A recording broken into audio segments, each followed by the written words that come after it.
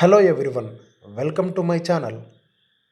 కాంగ్రెస్ పార్టీకి వ్యతిరేకంగా తెలుగునాట తెలుగుదేశం పార్టీని స్థాపించి తెలుగు ఖ్యాతిని ప్రపంచానికి పరిచయం చేసిన తెలుగు తేజం ఎన్టీ రామారావు 1982లో టీడీపీ పార్టీని స్థాపించి ఆ తర్వాతి సంవత్సరంలోనే ప్రభుత్వాన్ని ఏర్పాటు చేశాడు.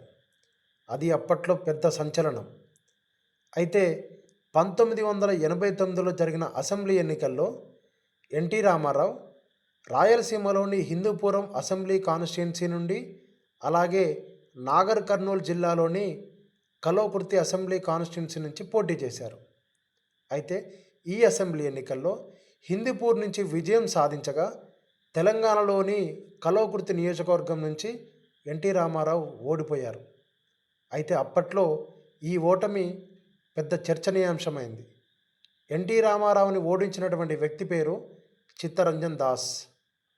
ఇతను కాంగ్రెస్ పార్టీ అభ్యర్థి. ప్రస్తుతం చిత్తరంజన్ దాస్ బీజేపీ పార్టీలో ఉన్నారు.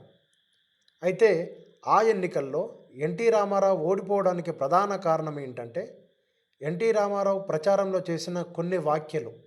ముఖ్యంగా ఈ అసెంబ్లీ స్థానంకి నా పేరుతో నా బదులుగా వేరే ఎవరిని నేను పోటీ చేయించినా కూడా ఖచ్చితంగా గెలుస్తారు అనే వ్యాఖ్యలు స్థానిక ప్రజలకు నచ్చలేదు. ఇదే అంశము కాంగ్రెస్ అభ్యర్థికి బలం చేకూర్చింది. తద్వారా చిత్తరంజన్ దాస్ 3500 ఓట్లతో విజయం సాధించారు. ఇలాంటి మరిన్ని విషయాల కోసం ఈ ఛానల్ని సబ్స్క్రైబ్ చేయండి.